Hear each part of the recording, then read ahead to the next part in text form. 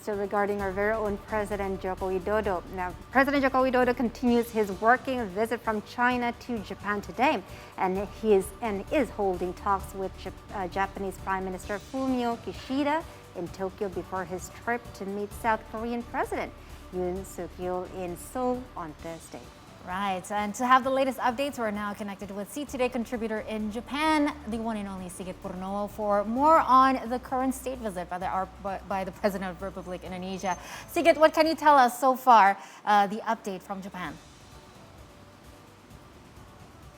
Yeah, Indonesian President Joko Widodo has left Tokyo a couple moments ago, so it's concluded his very short visit in Japan. Even though it's very short, but we can say that it's very fruitful because during the meeting with the Prime Minister Fumio Kishida, both countries agreed to strengthen the bilateral ties. And there are also three important commitments or points that have been reached during the meeting.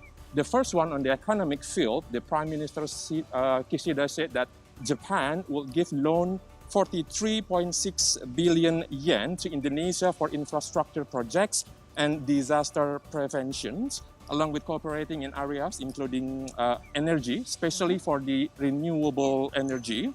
While for Indonesia, as President Joko Widodo said, that it has lifted all restriction on imports of Japanese fishery products that were imposed in the wake of the Fukushima nuclear crisis in 2011. While for the private sector, the Japanese giant automaker Toyota Motors also plans to invest around $1.8 billion in Indonesia in the next 5 years to produce electric vehicles. And Mitsubishi Motors also gave their commitment to add more investment in Indonesia.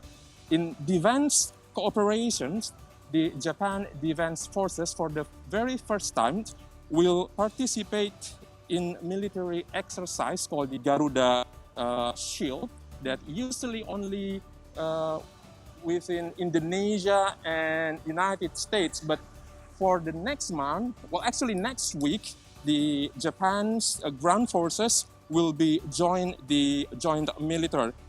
This is because the Japan government want to pursue an open and free Indo-Pacific, as Prime Kishida said, because they want to keep checks on China because the influence of China in the Asia-Pacific, it seems to be rising nowadays. And there are also points about the G20. The two leaders agreed to make this event successful.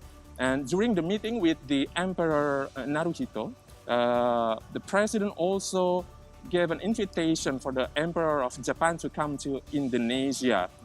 So yeah, it's concluded the visit of Indonesian president to Japan. And President Joko Widodo now is on the way to South Korea. Sigit, thank you so much for the recent update. That was the wrap-up of President Joko Widodo's trip, short but very productive trip to Japan. Sigit, will come back to you when we require more updates from Japan. There's a lot of things going on around the world. Thank you so much.